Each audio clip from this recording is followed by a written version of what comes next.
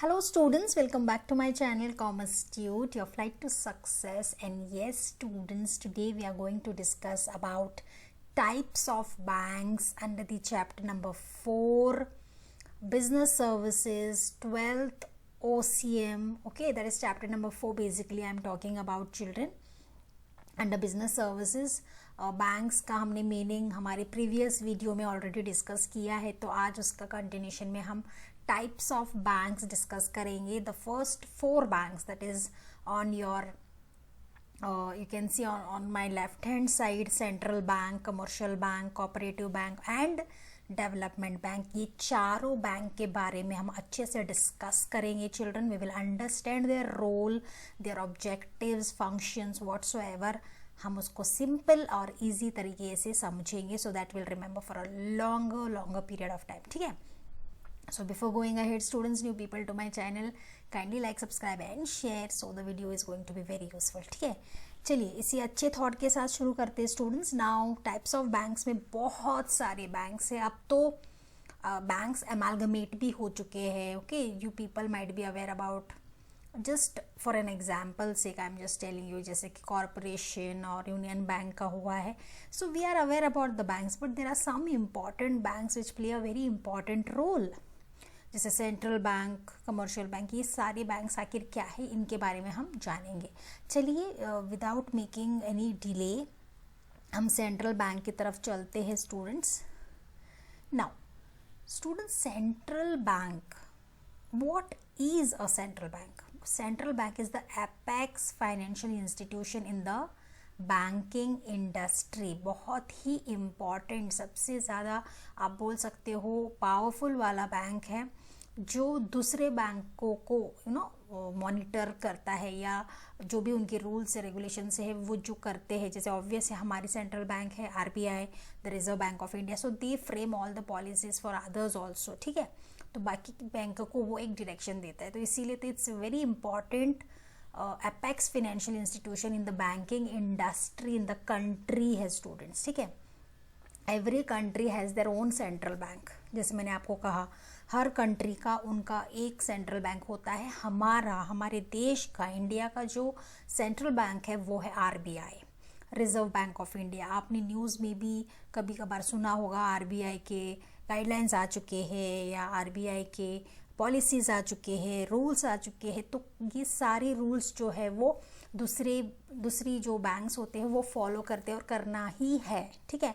So obviously Reserve Bank of India is the central bank. RBI was established in the year 1945. ये याद रखना, because it may be asked in the objective type of questions. Under the Reserve Bank of India Act 1944. Some of the important functions of RBI क्या है? एक है frames monetary policies. जो भी policies आते हैं मनी रिलेटेड, है ना, वो सारे कौन फ्रेम करता है? वो RBI ही करता है students, because I told you these are the people who give the framework और गाइडलाइंस टू अदर बैंक्स. ठीक है. फिर दूसरी इंपॉर्टेंट फंक्शन है कि वो करेंसी नोट्स इश्यूज करते हैं. They issue currency notes students, which is very important function of RBI. Acts as a banker to the government. ठीक है, गवर्नमेंट को एज अ बैंकर वो रिप्रेजेंट करता है. Then it acts as a banker's bank to commercial and other banks in India. ठीक है, तो that's what I am trying to say कि उनके जो रूल्स है, रेगुलेशंस है, वो एपेक्स बैंक है, एपेक्स फाइनेंशियल इंस्टीट्यूशन है. They act as a banker's bank to this commercial और एनी अदर बैंक. ठीक है. सो बहुत बड़ी रिस्पॉन्सिबिलिटी है सेंट्रल बैंक के शोल्डर्स पर.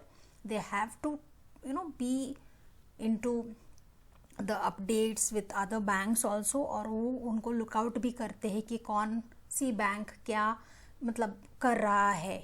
ठीक है. देन सेकेंड इम्पॉर्टेंट बैंक है commercial bank. Students, commercial bank plays an important role in the economic and social development of the country. सही है, क्योंकि हाँ, ये जो कमर्शियल बैंक्स होते हैं ये हमारी इकोनॉमी को दर्शाता है, बहुत बड़ा रोल प्ले करता है कि हमारे दिनमर्रा ज़िंदगी में जो लोग पैसे कमाते हैं वो बैंक में जब जमा करते हैं या सेव करते हैं, उनको जो इंटरेस्ट मिलता है, या वो लोन लेते हैं, व्हाट्सएवर, ये सारे हमारे इकोनॉमी और हमारी सोसाइटी को बहुत ही हेल्पफुल होता है स्टूडेंट्स. सो हमारे डेवलपमेंट के लिए कमर्शियल बैंक्स बहुत इंपॉर्टेंट रोल प्ले करता है। अब इनके फंक्शंस क्या है? प्राइमरी फंक्शन से जैसे हर बैंक का जो मेन काम होता है, जैसे accepting deposits, lending money in the form of loan. Secondary functions भी होते हैं, जैसे एजेंसी फंक्शन हो गए, यूटिलिटी फंक्शन हो गए, बहुत सारे फैसिलिटीज़ ये लोग देते हैं, overdraft facility, okay, then demand draft, बहुत सारे फैसिलिटीज़ बैंक्स उनको देते हैं। बिजनेसमैन को करंट अकाउंट ओपन करने का फ़ायदा मिलता है, बहुत सारी चीज़ें हैं।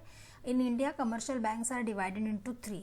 अब ये भी है स्टूडेंट्स कि हमारे देश में कमर्शियल बैंक्स 3 हिस्सों में डिवाइड हुए हैं। एक है public sector banks where majority of the capital is held by the government. Definitely public sector bank मतलब गवर्नमेंट कंट्रोल होता है, majority of the capital is definitely held by the government. जैसे हमारा बैंक ऑफ इंडिया है, state bank of India, ये सारे public sector banks हैं students, जहाँ पर गवर्नमेंट की भी अथॉरिटी होती है, ठीक है। प्राइवेट सेक्टर बैंक्स भी है, are owned by the group of individuals, जैसे हमारे प्राइवेट बैंक है एक्सिस बैंक, HDFC बैंक। अब इन बैंकों को कौन नहीं जानता है, तो बहुत सारे लोग इनमें भी अकाउंट्स, मतलब HDFC is one of the renowned private banks which is doing very very well in the market, ठीक है। तीसरा आता है फॉरेन बैंक स्टूडेंट्स। अब फॉरेन बैंक्स कौन से बैंक्स है? This are those banks okay which are established outside India. ये हुए इस्टेब्लिश कहाँ है? Outside India, but these banks have branches in India. ये फॉरेन बैंक्स है जो इंडिया में स्टार्ट हुए हैं स्टूडेंट्स, उनके ब्रांचेस इंडिया में भी है। आपने सिटी बैंक सुना होगा, HSBC सुना होगा, स्टैंडर्ड चार्टर्ड सुना होगा, ये सारे फॉरेन बैंक्स है, वो इंडिया में भी वर्क करते हैं। These are international banks you can say which are having their branches in India, ठीक है। आपने कभी भी सिटी बैंक का क्रेडिट कार्ड भी सुना होगा, HSBC तो almost it is also a famous bank. So these are also functioning in India. तो कमर्शियल बैंक्स के 3 डिफरेंट डिविजन्स हमने डिस्कस करे स्टूडेंट्स। थर्ड इंपॉर्टेंट है cooperative bank. Now students, you all might have heard different cooperative banks. अब ये जो cooperative banks है ये रजिस्टर होते कहाँ है? They are registered under Indian cooperative societies act, ठीक है, that is compulsory, and regulated under banking regulation act. Even though they are cooperative banks, उनको भी एक एक्ट के तहत रजिस्टर होना होता है, okay, under the banking regulation act. अब ये जो कोऑपरेटिव बैंक्स है ये कहाँ पर पॉपुलर है? सेमी अर्बन या रूरल एरियाज़ में, गाँव में या सेमी सिटी एरियाज़ जो होते हैं वहाँ पर ये कोऑपरेटिव बैंक्स ज़्यादा से ज़्यादा वर्क करते हैं या फंक्शन करते हैं। अब ये क्यों करते हैं? ऑब्वियस है, क्योंकि ये कोऑपरेटिव बैंक्स जो है ये क्रेडिट देते हैं बैकवर्ड, जो इकोनॉमिकली बैकवर्ड लोग होते हैं, जैसे हमारे फार्मर्स हो गए या स्मॉल स्केल यूनिट्स जो चलाते हैं वो हो गए, है ना। तो इनको ये क्रेडिट देते हैं, लोन देते हैं, सो दैट उनका भी डेवलपमेंट हो। Generally cooperative bank works at 3 different level. अब इनके भी 3 लेवल हैं। अब देखते हैं इनके 3 लेवल कौन कौन से हैं। एक है primary credit societies. Students, primary credit cooperative society है जो है ना, ये गाँवों में होता है, in village level. They collect deposits from members and common public. Obvious है, वो लोगों से मतलब पैसे लेते हैं इन द फॉर्म ऑफ उनका सेविंग अकाउंट ओपन करते हैं, okay. They also get funds from state cooperative bank and district cooperative banks for purpose of lending. अब यहाँ पे क्या होता है, ये जो प्राइमरी क्रेडिट सोसाइटीज़ है अपना जो क्रेडिट सोसाइटी चलाने के लिए वो स्टेट कोऑपरेटिव बैंक की भी मदद लेते हैं और डिस्ट्रिक्ट कोऑपरेटिव बैंक्स की भी मदद लेते हैं अगर वो किसी को पैसे दे रहे हैं या लैंड कर रहे हैं, ठीक है। तो बेसिकली गाँव में बहुत सारे क्रेडिट सोसाइटीज़ होते हैं students, mostly they function so that they help people to lend money. दूसरा आता है हमारा district central cooperative bank. Obvious है, ये बैंक्स कहाँ ऑपरेट होते हैं? डिस्ट्रिक्ट लेवल पे होते हैं और they obtain deposits from public at district level and also gets funds from state cooperative bank for purpose of lending. अब डिस्ट्रिक्ट वाले जो है वो भी लोगों से पैसे लेते हैं, अपने बैंक में रखते हैं और जिनको ज़रूरत है उनको भी लैंड करते हैं। लेकिन अगर कभी उनसे कम अमाउंट से कम हो जाए तो इन दैट केस वो स्टेट कोऑपरेटिव बैंक्स की भी मदद लेते हैं, ठीक है। तीसरे पर जाते हैं, that is state cooperative bank. Obviously कहाँ ऑपरेट होंगे, स्टेट लेवल में होंगे। जैसे प्राइमरी क्रेडिट गाँव में होते हैं, डिस्ट्रिक्ट लेवल पे होते हैं, तो state cooperative bank definitely state level में ही होगा। अब ये जो स्टेट कोऑपरेटिव बैंक्स है ये क्या करते हैं, they provide funds to central cooperative bank and primary credit societies as required. जिनको रिक्वायर्ड होती है या रिक्वायरमेंट होती है उनको ये प्रोवाइड करते हैं funds. State cooperative bank also performs the functions of monitoring. आप देख रहे हो यहाँ पे ये जो स्टेट कोऑपरेटिव बैंक्स हैं ये ऑथोराइज्ड है, वो एक इम्पॉर्टेंट फंक्शन भी प्ले करते हैं कि वो मॉनिटर करते हैं कि प्राइमरी क्रेडिट सोसाइटीज़ या डिस्ट्रिक्ट बैंक या क्रेडिट कोऑपरेटिव सोसाइटीज़ कैसे काम कर रहे हैं। Are they, because we have told you कि प्राइमरी क्रेडिट सोसाइटी वो स्टेट से भी लेते हैं पैसे लैंड करने के लिए और डिस्ट्रिक्ट से भी लेते हैं, डिस्ट्रिक्ट कोऑपरेटिव बैंक स्टेट से लेते हैं। तो उन स्टेट कोऑपरेटिव बैंक से जब इतने सारे फंड्स वो लेते हैं लैंडिंग के लिए तो डेफिनेटली स्टेट कोऑपरेटिव बैंक को एक इम्पॉर्टेंट फंक्शन भी करना पड़ता है कि उनको मॉनिटर करना पड़ता है कि ये लोग पैसे लेकर करेक्टली अपना काम कर रहे हैं। ठीक है, so this are the 3 divisions under cooperative, under what is it, cooperative bank. ठीक है, I hope the concept is very clear students, बहुत ही क्लियर है। एक बार आपने समझ लिया you will remember it. Okay, और फोर्थ जो बैंक है जो हम डिस्कस करेंगे वो है industrial development banks. Students IDB आपने ये फुल फॉर्म में भी पूछा जाता है स्टूडेंट्स, सो ऑब्जेक्टिव्स में डेफिनेटली पूछेंगे, तो इसको आप अंडरलाइन करो, याद करो। तो ये जो इंडस्ट्रियल डेवलपमेंट बैंक्स है तो ये फिनेंशियल इंस्टीट्यूशंस हैं, बहुत बड़े माध्यम से क्या करते हैं, medium and long term funds देते हैं बिजनेस फर्म्स को। अगर आप एक medium to long term business या लार्ज स्केल बिजनेस या मीडियम स्केल बिजनेस आप शुरू करना चाहते हो तो ये जो इंडस्ट्रियल डेवलपमेंट बैंक्स है ये आपको फंड्स प्रोवाइड करते हैं।